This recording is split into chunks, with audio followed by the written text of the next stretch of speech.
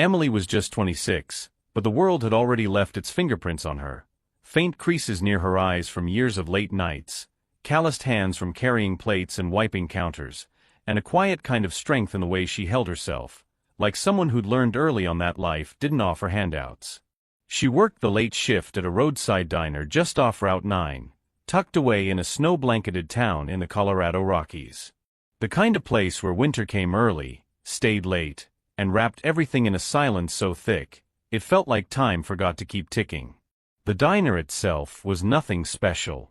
Peeling paint on the front door, a flickering neon sign that buzzed louder than it glowed, and cracked red vinyl booths that squeaked every time someone sat down.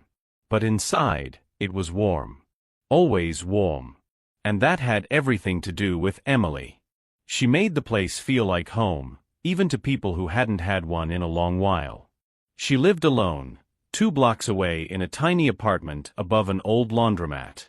The floors creaked, the radiator hissed like a dying snake, and the roof leaked every time it snowed too heavy. But it was hers. Rent was cheap, which was about the only thing working in her favor. Emily wasn't chasing big dreams, just one honest one. She wanted to become a nurse. Said she figured if she could ease someone's pain, even for a moment, then that was a life worth living.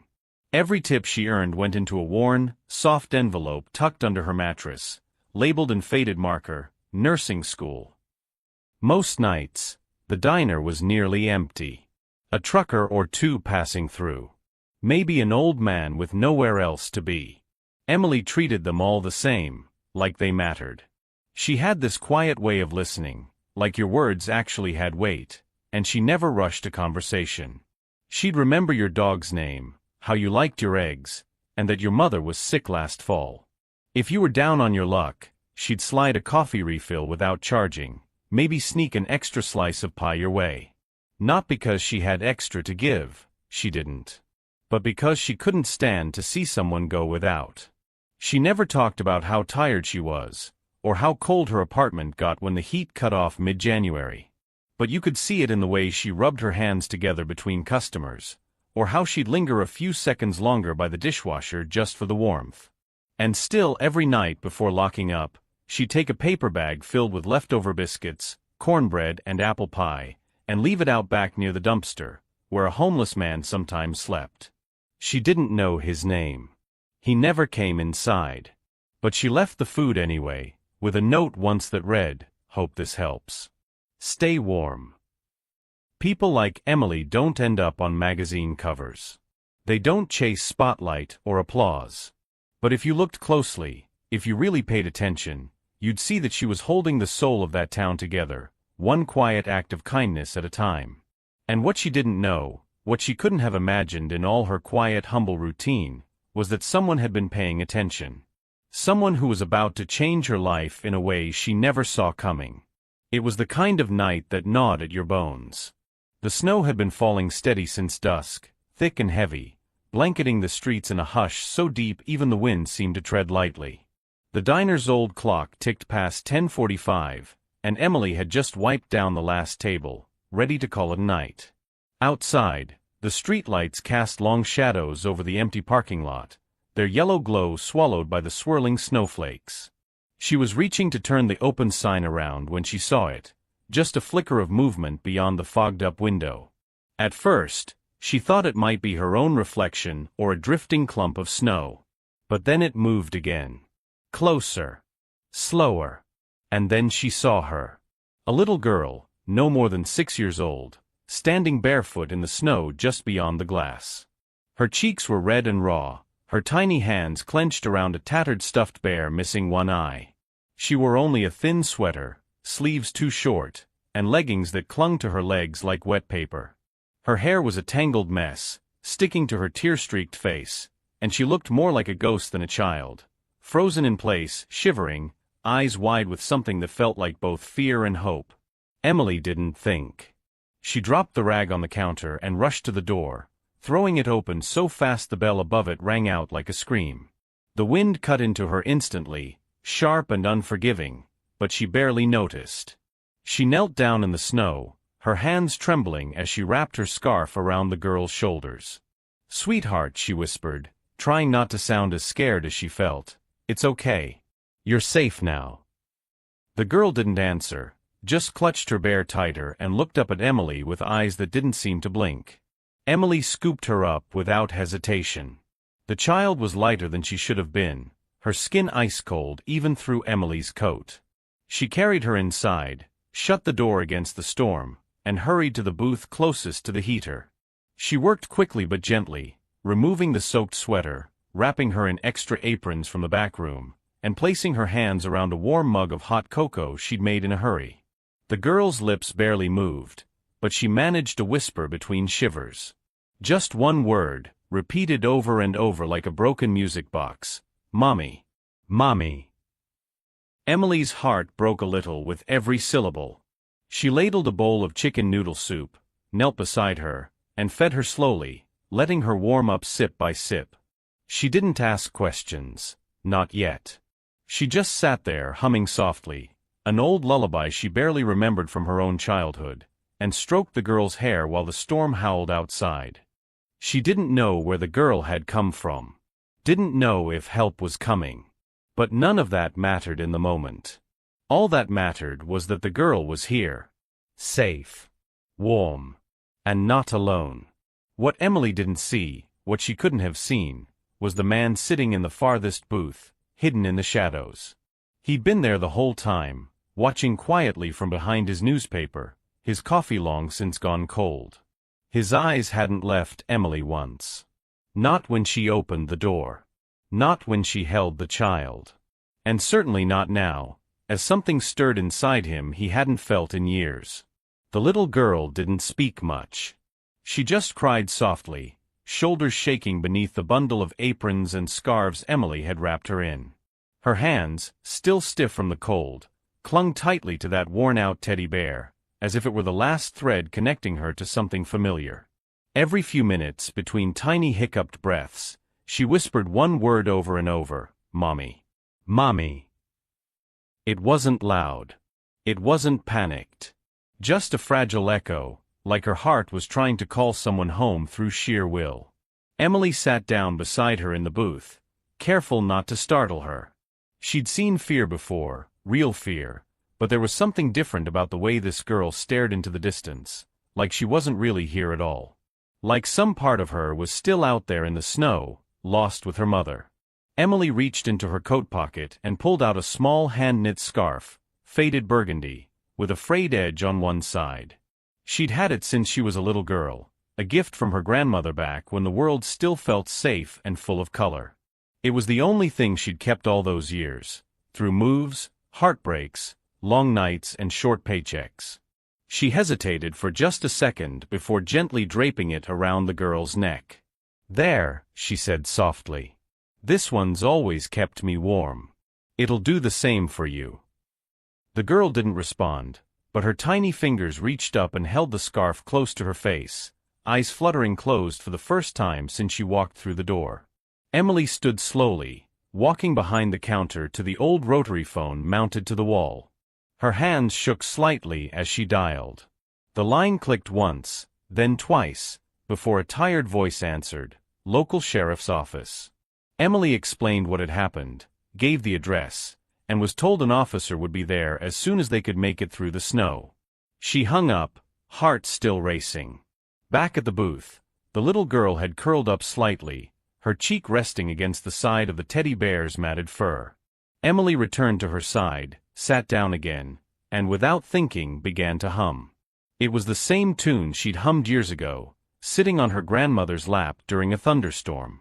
A melody with no words, soft and circular, like a blanket made of sound.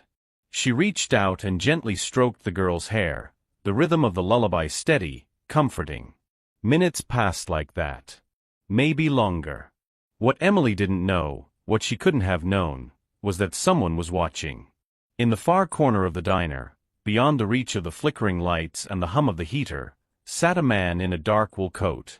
He hadn't touched his coffee in over an hour. Hadn't turned a page in the newspaper that lay folded on the table. He just sat there, utterly still, eyes fixed on the booth where the woman and child sat. He had seen everything. The way Emily had run out into the snow without a second thought. The way she'd held the child like her own, offered her food, warmth, kindness, without asking for anything in return. And now, the way she sang softly, like the world wasn't falling apart outside. The man said nothing, made no move. But deep in his chest, something shifted. Something he hadn't felt in a long, long time. And Emily, tired, tender-hearted Emily, had no idea. The little girl eventually dozed off, her breathing slowing, the faintest trace of peace returning to her face.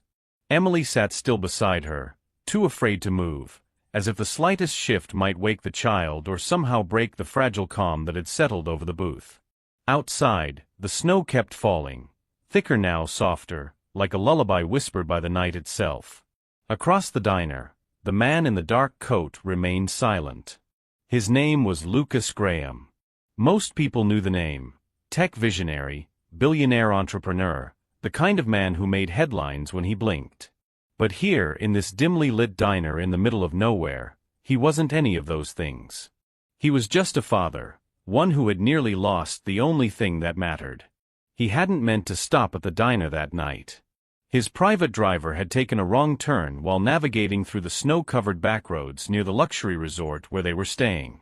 The little girl, his little girl Amelia, had been playing just outside the lodge earlier that evening, building snow castles and giggling at the way her breath fogged in the cold. It had only been a moment. A single moment. A dropped mitten, a turn of the head, and she was gone. Lucas had searched frantically, called every local authority, sent his security staff combing the streets. But in the end it was this place, a small worn-out diner with flickering lights and a crooked sign, that had become her sanctuary. He had stepped inside just minutes after the girl, intending to ask if anyone had seen a child alone in the storm. And what he found instead was her, the waitress. He watched as Emily knelt down in the snow, gathered the child into her arms like it was the most natural thing in the world. He saw the way she wrapped her own scarf around her, how she whispered to calm her, how she fed her soup one spoon at a time. He watched her give up her warmth, her time, her heart, without knowing a soul was watching. Lucas hadn't said a word. He hadn't revealed himself when the officers arrived 20 minutes later, having tracked the missing child through local tips and weathered camera footage. Amelia had stirred when they gently lifted her from the booth, and her tiny fingers had clung briefly to Emily's apron before she was carried out into the night. Emily had stood there in the doorway, watching, face pale with worry and quiet hope. Lucas stayed behind. He sat in the shadows long after the flashing red and blue lights disappeared down the street, long after Emily returned to cleaning tables with a distant look in her eyes. He needed to understand who she was. Not just her name, but what kind of person gave so much without even asking why a child was standing alone in the snow. Not many people lived like that. Not in his world. He would return. But not tonight. Tonight, he left without a word, his coffee still cold, his coat damp with melted snow, and his heart heavier than it had been in years. But also, strangely, lighter, in a way he couldn't yet name. He had found his daughter. But he had also found something else. Someone. It had been a week since that night. A week since the snowstorm, the quiet booth, the girl with the stuffed bear and the trembling voice. The nights had grown a little warmer since then, though winter still clung stubbornly to the edges of the little town. Emily hadn't spoken much about what happened. A few customers asked, curious about the flashing police lights or the extra footprints in the snow. She only smiled, said something vague about a lost child and good timing. Then she'd go back to wiping counters or pouring coffee, her thoughts somewhere far away. She hadn't seen the girl again. Part of her wondered if it had all been some strange dream, if the warmth of the cocoa, the softness of the lullaby, and the tiny voice saying "Mommy" were just echoes left behind by the storm. Then, one Thursday afternoon, the bell above the diner door rang. Emily looked up from the register and froze. Standing there, framed by the soft glow of daylight against the glass, was the girl. Her cheeks were rosy this time, her coat new and buttoned all the way up. In one hand, she clutched the same worn-out teddy bear. In the other, held tightly against her chest, was a familiar burgundy scarf, faded, frayed, unmistakable. Before Emily could say a word, the girl ran toward her, arms outstretched, and threw herself into Emily's embrace. It was sudden and full of joy, like a homecoming neither of them had dared hope for.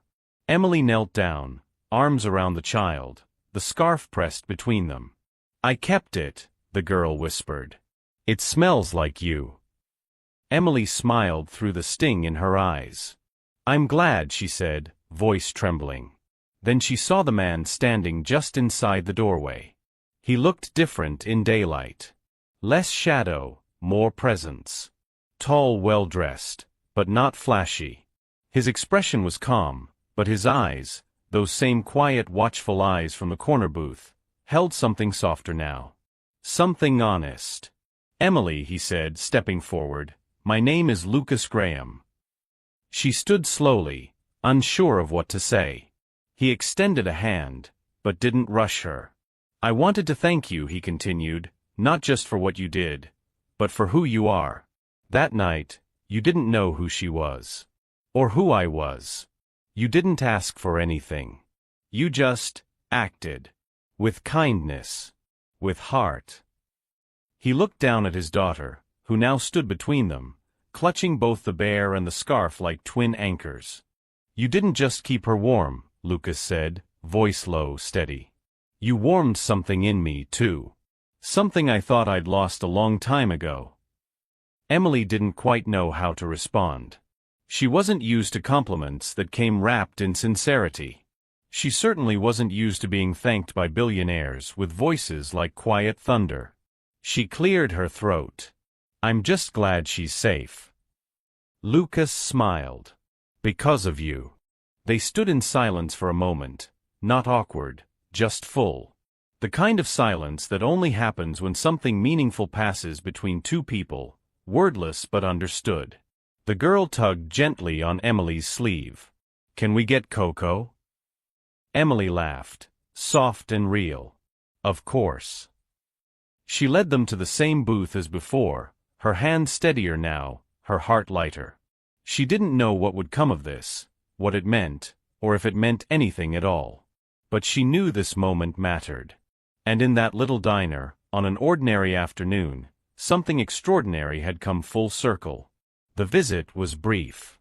After the cocoa was finished and a few more quiet words exchanged, Lucas stood, adjusted the collar of his coat, and reached into the inside pocket. He pulled out a plain, unmarked envelope and placed it gently on the counter beside the register. "This is just a small thank you," he said, almost off-handedly. "For your kindness." Emily started to protest, but he held up a hand, his tone soft but firm. "No arguments. Please." And with that, he and his daughter made their way back out into the Colorado afternoon. The little girl turned one last time at the door, gave a small wave, the scarf still wrapped around her neck. Then they were gone, the doorbells chimed the only sound that remained in their wake. Emily stood there for a moment, looking at the envelope like it might disappear if she blinked. It was light, no heavier than a birthday card, sealed with no name, no logo, no markings of wealth or status. Just paper and a quiet gesture. She set it aside at first. Went back to wiping the counter, refilling the sugar jars, checking on the one customer left in the far booth. But the envelope lingered in her thoughts like a whisper she couldn't shake. When the diner finally emptied out and the silence settled back in, she sat down at the counter, turned the envelope over once more, and gently slid a finger beneath the seal. Inside, folded neatly, was a check. Emily blinked. Looked again. $100,000. She stared at the numbers, disbelieving, her hands suddenly unsteady. For a moment, she thought it must be a mistake. Maybe it wasn't real. Maybe there were too many zeros. She read the amount again, then unfolded the second slip of paper tucked behind it, handwritten on thick, cream-colored stationery. It read, "I used to think kindness was a luxury. Something people put on like a coat, when the weather was right. But you reminded me that it can come from anywhere, even a roadside diner on a freezing night. You didn't know who she was. You didn't know who I was. And still, you gave warmth without asking for anything back. Please use this to chase your dream, or to help someone the way you helped my daughter. Either way, you've earned it. Thank you for reminding me what goodness looks like. LG. Emily read it twice. Then again. Her heart swelled, not from the money itself, though that would change everything. Tuition, bills, breathing room, maybe even a chance to dream beyond just getting by. But it was the letter that hit her the hardest. The thought that someone had seen her. Not just as a waitress, or a warm meal on a cold night, but as a person. A soul. A life worth investing in. She folded the letter back carefully, placed it in the envelope, and held it to her chest. No one else was there to see her smile. It was small, private, the kind of smile that's made of gratitude and disbelief and a little bit of wonder. Outside, the snow had begun to fall again, light and quiet, as if the world were tucking itself in. And inside, for the first time in a long time, Emily didn't feel like she was just surviving.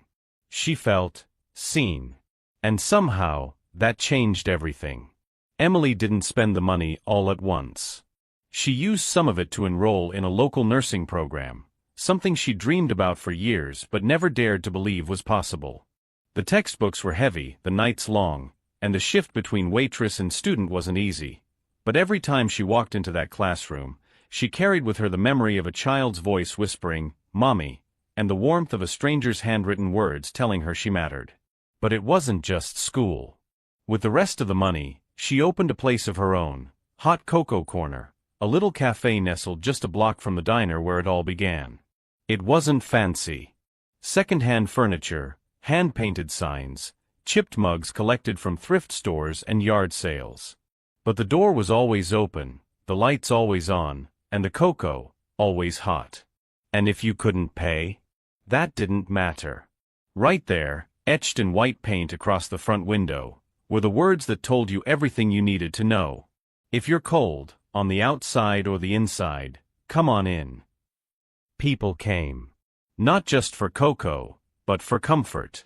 For a place where no one asked questions, where kindness didn't come with a price tag. Teenagers walking home from school. Veterans who didn't say much but always nodded in quiet thanks. A single mother with tired eyes and 2 kids bundled in mismatched scarves. Emily knew them all. Remembered their stories. Offered warmth, 1 cup at a time. Word got around. A local reporter dropped by one afternoon, curious about the little shop with a handwritten sign. A week later, a feature ran in the town paper, headlined, "The Woman Who Warmed a Winter." Pictures of Emily, smiling behind the counter, handing cocoa to a small boy in snow boots, spread quickly. Then came interviews, kind letters from strangers, a growing line of customers not just looking for something sweet, but something true. But for Emily, it was never about attention. She still worked the register herself. Still wiped down tables after closing. Still kept the burgundy scarf, now framed in a small shadow box by the front door, beside a tiny one-eyed teddy bear. A quiet reminder of a night that changed everything, not just for a child lost in the snow, but for a woman who thought her life would never stretch beyond the walls of a small-town diner. And though the winters still came, and always would, there was something different now. Because in that little corner of Colorado, when the wind howled and the sky turned gray, there was one place you could count on. Where the cocoa was warm. Where kindness lived. And where a girl named Emily kept the cold at bay, not just with heat, but with heart. Sometimes it's the quiet acts of kindness, offered with no expectation, seen by no one, that carry the greatest weight. Emily didn't have much. She worked long hours, lived modestly, and carried her own quiet burdens. But when a child needed warmth, she gave without hesitation. Not because she had plenty, but because she understood what it meant to go without. This story reminds us that compassion is never wasted. In a world that often feels rushed and divided, a simple gesture, a scarf, a bowl of soup, a gentle song, can ripple farther than we imagine. Emily didn't know someone was watching. She didn't know her kindness would return to her in ways she couldn't dream of. For those of us in our later years, this is a comforting truth: it's never too late to make a difference. A warm word, a shared memory, a helping hand. These are the legacies that last. The world may change, seasons may pass, but the warmth of a good heart, that never goes out of style.